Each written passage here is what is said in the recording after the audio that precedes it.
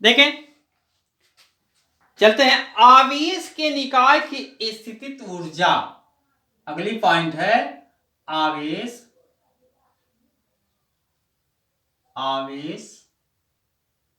निकाय की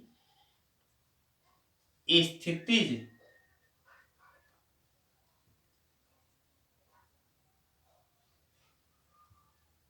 ऊर्जा, ये आपका है अगला स्टेप। अब बताइए स्थित ऊर्जा किसे कहते हैं? गतिज ऊर्जा, गतिशील के कारण, गति के कारण जो ऊर्जा होती है उसे हम गतिशील ऊर्जा कहते हैं। और स्थित ऊर्जा किसे कहते हैं? स्थित ऊर्जा अर्थात हम उसे जिस आवेश में, जिस क्षेत्र में बल संचित होता है उसे हम संचित ऊर्जा कहते हैं। आप हाई स्कूल कक्षाओं में पढ़कर आए हैं।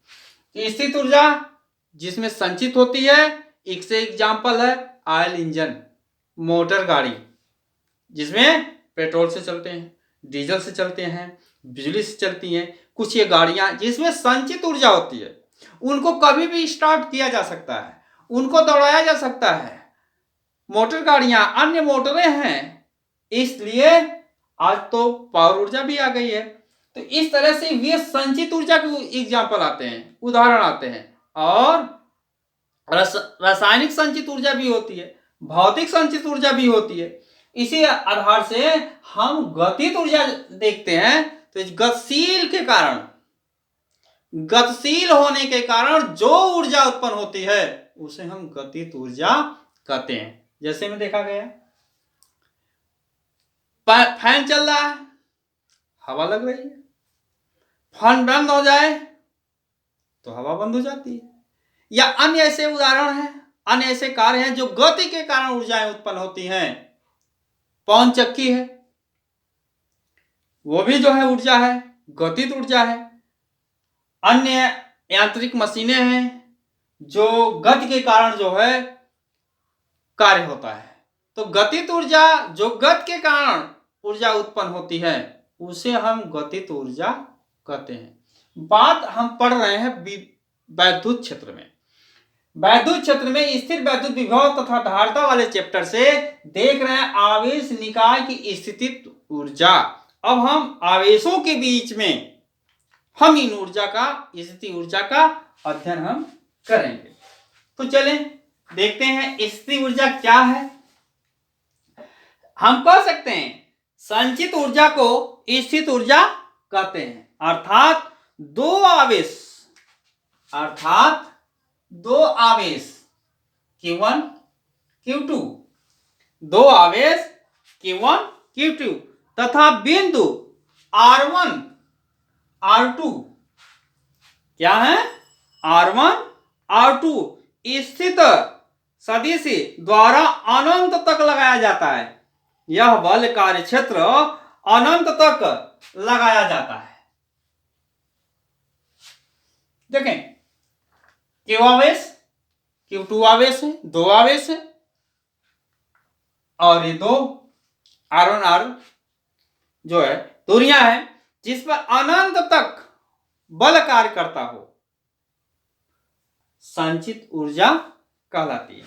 और इस संचित ऊर्जा में सूत्र होता है इनका U, कैपिटल U बराबर 1/4 इस्पाइलन Q1 Q2 अपान आपका R12। ये जो है आपका सूत्र है स्थितिज ऊर्जा का। अब देखें स्थित ऊर्जा दो क्षेत्रों में कार्य करती है। कौन कौन सा क्षेत्र है वो? स्थितिज ऊर्जा दो कार्य क्षेत्र में। पहला है बाह्य क्षेत्र में स्थितिज ऊर्जा। आपका बाह्य क्षेत्र में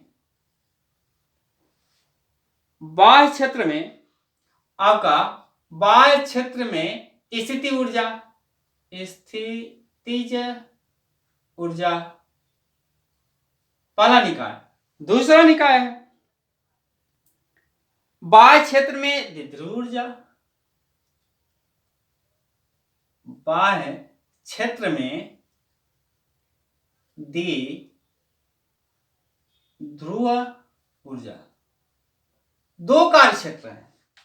इन दो कार्य क्षेत्रों में देख लीजिए, पहला कार्य क्षेत्र है बाह्य क्षेत्र की स्थिति ऊर्जा। बाह्य क्षेत्र में एकल, प्रश्न आया है, एकल ऊर्जा इसे कहते हैं, जिसके क्षेत्र में एकल आवेश द्वारा, किसके द्वारा? एकल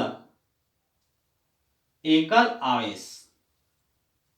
एकल आवेश, एक आवेश, चाहे प्लस हो चाहे माइनस हो, एक आवेश हो, एक आवेश से विद्युत धारा प्रवाहित की जाती हो जिस क्षेत्र में, उसे हम बाह्य क्षेत्र स्थिति ऊर्जा का एकल आवेश के रूप में जानते हैं। बाह्य क्षेत्र के द्विध्रुव ऊर्जा में, इसमें भिन्न भिन्न ऊर्जाएं हैं, कई ऊर्जाएं कार्य करती हो। जैसे ले लीजिए आप ट्रांसफार्मर। ट्रांसफार्मर में 2 सप्लाई दी और पावर निकाला हमने कैसे? 4 निकाला, 5 निकाला, 3 निकाला, सप्लाई प्लस और माइनस 2 गई, 2 आवेश गए। तो इस तरह से ये आवेश जो है द्विध्रुव के रूप में उत्पन्न होते हैं। तो ये कहा जा सकता है कि बाह्य क्षेत्र द्विध्रुव स्थिति ऊर्जा विभिन्न क्षेत्रों में होती है, जबकि बाह्य क्षेत्र में स्थिति ऊर्जा एकल आवेश में होती है। ये जो है एनसीईआरटी बुक में विवरण दिया गया है। अगला स्टेप है चालक। प्रश्न आता है चालक। अरे भाई, चालक तो पढ़ चुके हैं पिछली कक्षाओं में, छोड़िए, नहीं पढ़े तो इस कक्षा में पढ़ लीजिए। चालक किसे कहते हैं? वह पदार्थ, वह वस्तु जिसमें आसानी से विद्युत धारा का प्रवाहन हो जाता हो, उसे हम चालक कहते हैं। चालक किसे कहते हैं? जिसमें विद्युत धारा, आवेश आसानी से, सरलतम रूप से प्रवाहित हो जाता हो, उसे हम चालक कहलाते हैं। जैसे एल्युमिनियम का तार हुआ, लोहे का तार हुआ, निकिल कॉपर हुआ। ये ऐसे पदार्थ हैं जिसमें आसानी से विद्युत धारा प्रवाहित हो जाती है। अब वही जस्ट देख लीजिए, जिसमें आसानी से विद्युत धारा प्रवाहित नहीं होती है, उसे विद्युत चालक कहते हैं? नहीं, कुचालक कहते हैं। लकड़ी, मिट्टी, पत्थर, ये जो है आपका अचालक पदार्थ है, अर्थात कुचालक पदार्थ है। तो हम ये पढ़ रहे हैं इस क्षेत्र में चालक वैद्युत स्थितिज, चालक वैद्युत स्थितिक, इनमें अध्ययन करेंगे इस चैप्टर में। तो चालक देखें, चालक वैद्युत स्थिति के अंतर्गत ये निम्न इनके नियम हैं, निम्नवत पॉइंट इनके हैं। नंबर 1 देख लीजिए, चालक के हम गुण देख रहे हैं। नंबर 1, चालक के भीतर स्थिर वैद्युत क्षेत्र क्या होता है? शून्य होता है।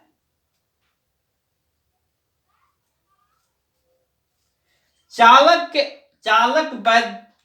के अंदर वैद्युत क्षेत्र शून्य होता है। और दूसरा, आवेश चालक के पृष्ठ पर प्रत्येक बिंदु पर अभिलंबवत होता है। दूसरा पॉइंट इसका, आवेश जब चालक में जाता है तो वह पृष्ठ के प्रत्येक बिंदु के अभिलंबवत होता है। अभिलंबवत प्रवाहित होता है। जैसे तार है, बिजली धारा आवेश जब प्रवाहित किया जाता है तो उस तार में यह नहीं है इस किनारे पर आवेश न हो, नहीं, यह लंबवत अभिलंबवत पूरे तार में जितनी दूरी पर होता है प्रवाह आवेश पूरे तार में होते हुए जाता है। इसे हम संपूर्ण पृष्ठ के सारे भागों के तरफ, ऊपर नीचे दाएं बाएं चारों तरफ यह अभिलंबवत दूरी पर जितनी दूरी होती है आवेश पूरे क्षेत्र में प्रवाहित होकर जाता है। तो दूसरी पॉइंट का यह सिद्धांत है। तीसरी पॉइंट कहता है इनका कि किसी चालक के अभ्यंतर से कोई अतिरिक्त आवेश नहीं होता है। हां, इसी चालक तार के अलावा जब विद्युत धारा प्रवाहित होती है तो सिर्फ विद्युत धारा ही प्रवाहित होती है, या अन्य आवेश या अभ्यंतर का कोई अतिरिक्त आवेश इस विद्युत तार क्षेत्र में नहीं जाता है। प्लस जा रहा तो प्लस ही जाएगा, माइनस नहीं जाएगा, और माइनस जाएगा तो ये तार निकल जाता है। तो इसलिए कहा गया है कि प्रत्येक चालक के तार में आवेश अभिलंबवत जाता है तो सिर्फ प्लस जा रहा तो प्लस ही जाएगा, माइनस जा रहा तो माइनस जाएगा, उदासीन है तो उदासीन ही रहेगा। प्रोटॉन, न्यूट्रॉन, इलेक्ट्रॉन, तीनों आवेश। तो कहने का अर्थ यह हुआ कि किसी चालक के अभ्यंतर में कोई अतिरिक्त आवेश नहीं जाता है। फोर्थ पॉइंट है इनका, फोर्थ पॉइंट में चालक के समस्त आयतन में स्थित वैद्युत विभव नियत रहता है। हम कह सकते हैं ये आयत, तो इस आयत में चालक के समस्त आयतन, लंबाई गुणा चौड़ाई, तो क्षेत्रफल जाता है लंबाई धन चौड़ाई इंटू 2 आयतन, यानी इसके आयतन के, इस तार के संपूर्ण आयतन में स्थिर वैद्युत विभव नियत रहता है। ये सदैव नियत रहता है। ये आपका फोर्थ स्टेप है। 5 स्टेप देखिए। आवेश चालक के पृष्ठ पर वैद्युत क्षेत्र, आवेश चालक के वैद्युत क्षेत्र पर पृष्ठ पर उसका कुल क्षेत्र क्या है?